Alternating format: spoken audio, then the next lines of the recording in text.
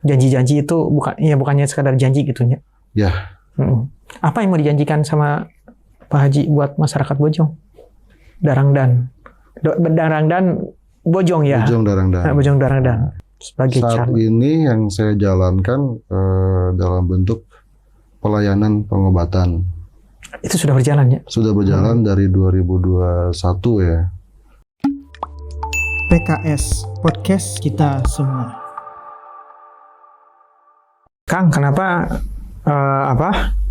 Akang gabung ke PKS di 2024 ini? 2023-2024 lah. 2019 secara berbagai macam polemik perpolitikan yang begitu rumit dan ngejelimet dan bikin greget gitu kan. Ya di antaranya yang mendukung 02 kan Gerindra dan PKS. Ngelihat perjalanan ke sini secara Gerindra kemudian memutuskan untuk masuk di pemerintahan, PKS enggak itu ya. Berdiri tegak di oposisi. Nah, saya mulai menggali, cari tahu tentang PKS seperti apa gitu ya. Walaupun isu PKS ya seperti itulah gitu di Bojong khususnya. Ya cuman tidak begitu saya hiraukan. Antum keluarga NU mungkin ya di Bojong. Bojong kan banyaknya NU lah. Ya, kultur NU. Kultur NU. Antum dari situ kuat NU-nya kan? Kalau saya nggak begitu. Nggak permasalahkan itu. Nggak, karena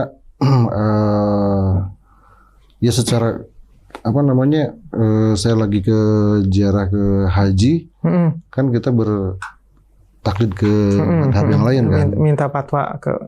Iya, artinya kondisional lah, Islam tidak mempersulit kan. Islam tidak mempersulit. Justru dalam perbedaan madhab itu kan pilihan. Pilihan supaya kita ya jangan merasa sulit dalam hal ibadah, ini ada pilihan gitu kan. Nah, makanya hal isu tentang PKS itu nggak begitu saya hiraukan. Yang saya telusuri ya tentang politiknya gitu kan. Ini PKS politik gitu. Jadi kan. memang sudah tertarik ke politiknya waktu itu ya? Tidak juga. Oh, belum maksudnya? Tidak juga. Belum. Cuma kan ada teman SMP ini yang memang aktif beliau dari zaman PK ya.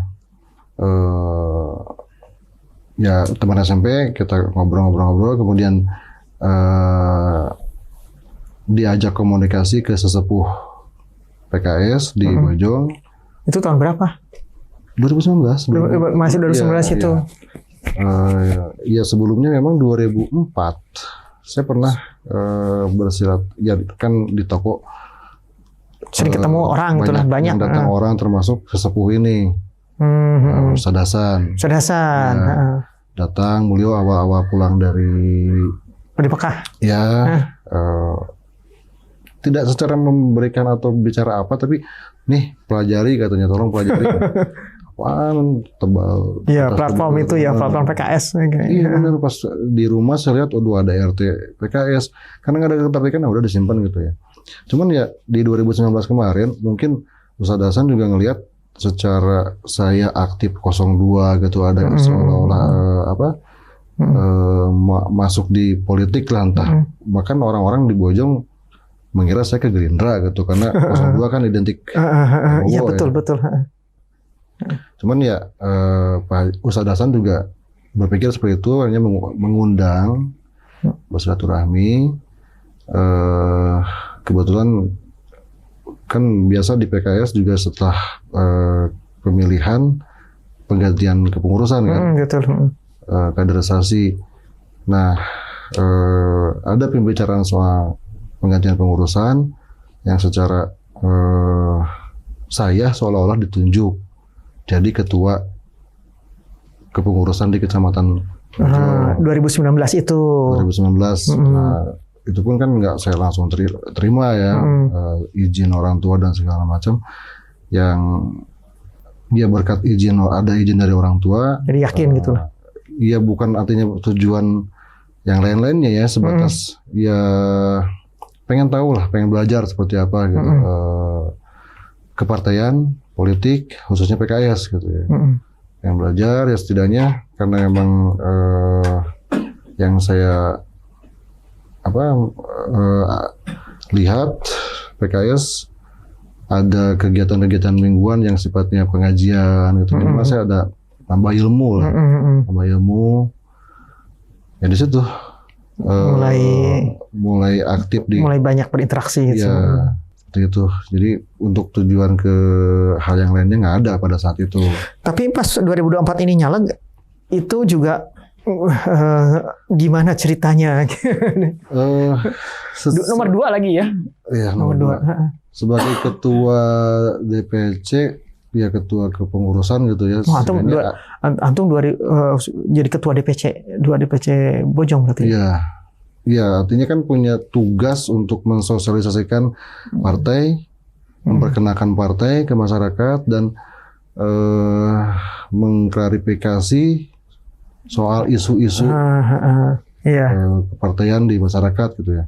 Ya pada saat itu kita berkomunikasi dengan masyarakat, kan masyarakat mah udah setidaknya pada saat walaupun ini masih pada saat itu 2020 ya, masih jauh kan ke pemilihan umum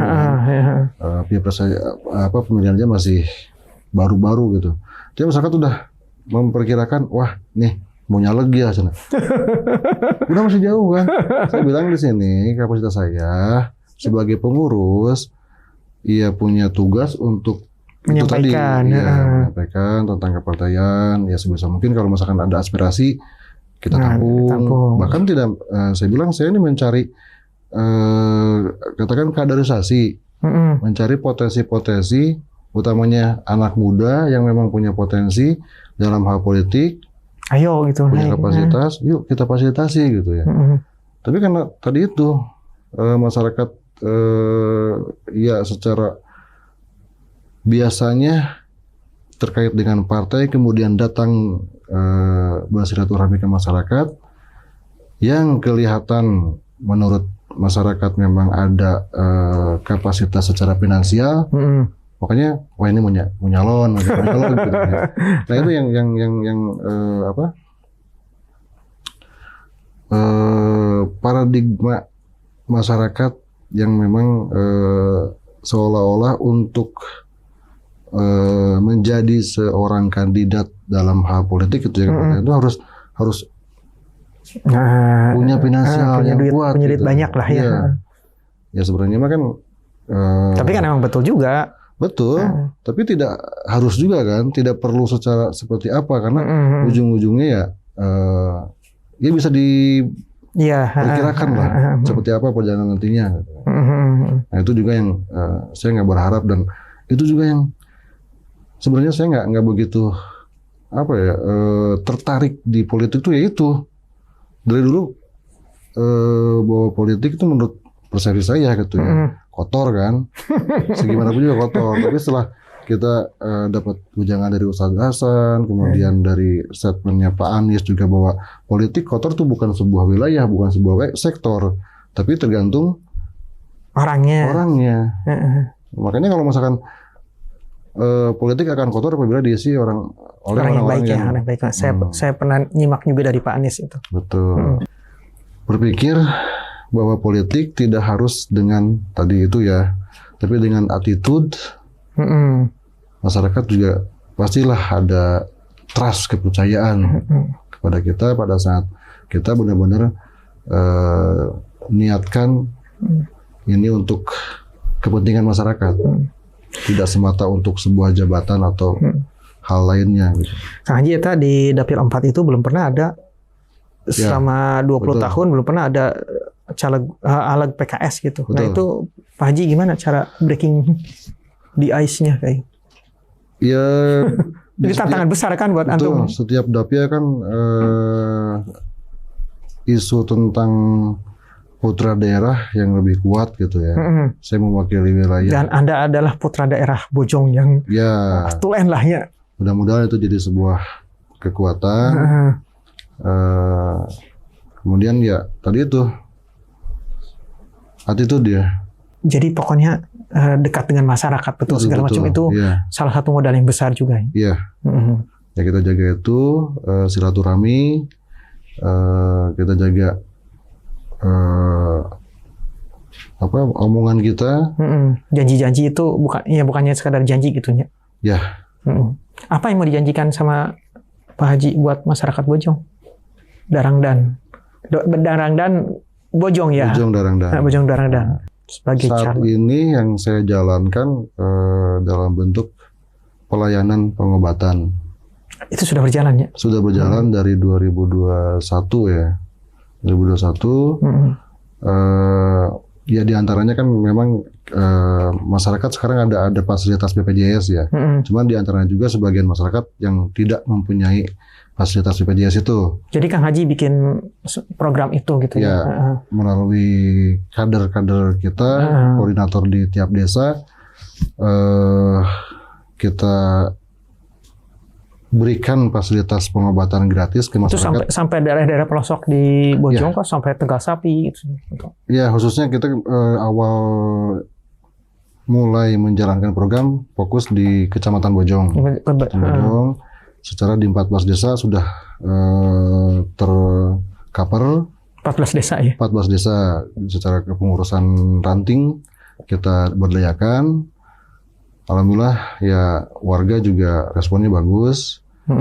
Yang kita harapkan sih ada perubahan pola pikir di masyarakat bahwa hal-hal yang sifatnya sementara atau hal-hal yang pada saat menentukan pilihan tuh harus ada dikelola atau diolah supaya ada hal kebermanfaatan yang berjenjang atau berkelanjutan lah. Yang saya janjikan, nah ini baru janji ya, kalau itu kan udah berjalan. Yang saya janjikan keberlanjutan di program ini. Bila mana masyarakat memang merasa perlu akan program ini, berarti Pak Haji akan fasilitasi terus-menerus ya? Akan dilanjutkan ke depan. Jadi seolah-olah masyarakat bukan sebatas menjembatani saya untuk jadi alat gitu ya. Untuk keberlanjutan program untuk masyarakat juga. Insya Allah. Nah, Pak Haji, dengan kondisi masyarakatnya seperti itu ya, misalnya di Bojong ya, idenya, Pak Haji merasa ada benturan-benturan nggak sih dari tadi nilai-nilai kepartaian diusung oleh PKS sama nilai-nilai yang ada di masyarakat? Misalnya kan isu PKS ini nggak ramah tahlilan gitu ya, itu gimana tuh Pak Haji? Ada ya, makanya kan di Bojong mah kental pisan ya, ya makanya kita tunjukkan gitu ya, kita arahkan ke kader-kader supaya kalau ada persepsi semacam itu, acara-acara PHBI baik itu Maulid Nabi kita hadir, bahkan sebisa mungkin kita yang bikin Pak Haji yang menyelenggarakan gitu ya. Orang kader caleg PKS tapi ngadain maulid gitulah ya. Minimal kita support gitu ya. Ya alhamdulillah sampai saat ini karena masyarakat juga tahu lah, secara saya lahir dan besar di Bojong, secara kultur ya di Bojong seperti itu, nggak ada masalah sebenarnya, nggak ada yang harus dipermasalahkan. Ya alhamdulillah secara masyarakat umum juga nggak ada, alhamdulillah nggak ada hal. Welcome saja ya sebenarnya. Ya sebenarnya mah itu mah sebatas isu yang memang kalau masyarakat sendiri mah nggak ada. Ya sepecah telur itu berarti di dapil 4 nih ininya. Insya Allah. Pak Haji, itu ada bedanya nggak sih antum jadi pengusaha dan sekarang jadi calegnya? Deg-degan nggak sih idenya?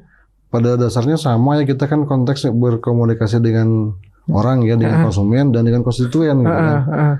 Ya dengan konsumen kita tawarkan dalam bentuk barang real, ya, ada negosiasi di situ. Dalam politik dengan konstituen, servis jasa ya. Ya sama, itu ada semacam negosiasi juga kan. Tadi dengan bentuk apa yang memang diharapkan oleh masyarakat. Nah itu kan kita coba nanti wujudkan bila dalam bentuk kebijakan atau apa nanti pada saat jadi perwakilan masyarakat. Ari jadi caleg teh berat nggak sih Pak Haji? Duka can pernah. Ya itu kan sekarang udah jadi caleg ya, jadi caleg ya. Perjalanan sekarang. Berat nggak dari segi finansial, dari duit? Tergantung kita menyikapinya ya. Kalau misalkan kita merasa ini sebuah beban ya pasti dirasa berat. Tapi kalau katanya enjoy, itu ya, jalan begitu aja, biar mengalir begitu aja, Ngapain mesti jadiin apa sebuah beban? Biarin, karena kan ya sesuatu jangan sampai didorong dengan ambisi lah. Tapi masa nggak berambisi sih jadi optimis. Optimis. Oh, jadi bukan beda ya, optimis sama ambisi beda ya. Optimis kita dengan ikhtiar dan upaya kan, insya Allah sampai saat ini ya respon masyarakat alhamdulillah. Sampai sekarang masih nongkrong di material ya? Masih terima orang ya gitu ya, dengan nemuin dan itu pun ya jadi sarana juga, ketemu orang ya. Setiap hari lagi ya, dipasang baligo di situ. Enggak juga. Enggak juga. Kalau beli di sini apa bisa diskon atau apa gitu ya. Ya ada sih kalau misalkan untuk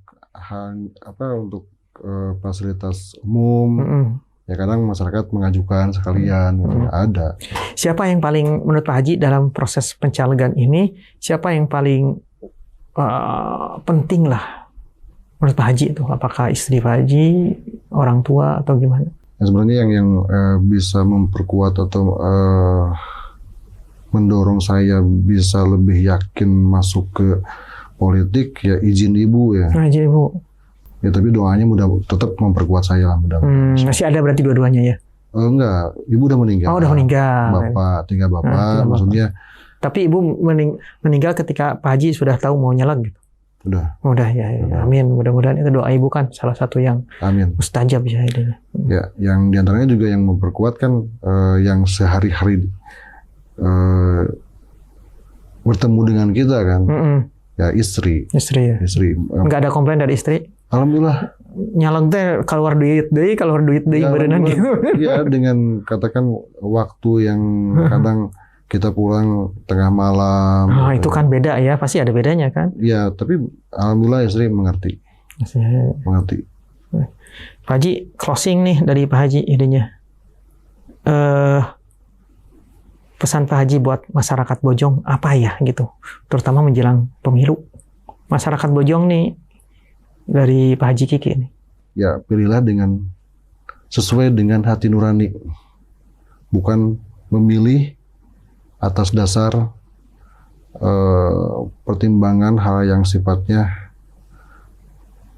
sementara pada saat itu dan nggak seberapa.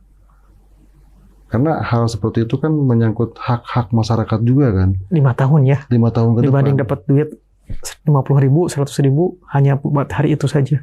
Betul. Hak masyarakat nanti terabaikan. Say no to money politik. Serangan Pajar itu gitu ya Pak Haji ya. Betul. Insya Allah Pak Haji hatur nuhun sudah datang ke ini. Ternyata ini teman di SMA ya ininya. Baik, demikian Pak Haji. Semoga berkenan ininya dan tidak kapok kalau kita nanti kalau sudah duduk di Ciganea nih. Beda lagi nanti. Doa kami mengiringi Pak Haji insya Allah. Amin. Assalamualaikum warahmatullahi wabarakatuh. Waalaikumsalam warahmatullahi wabarakatuh.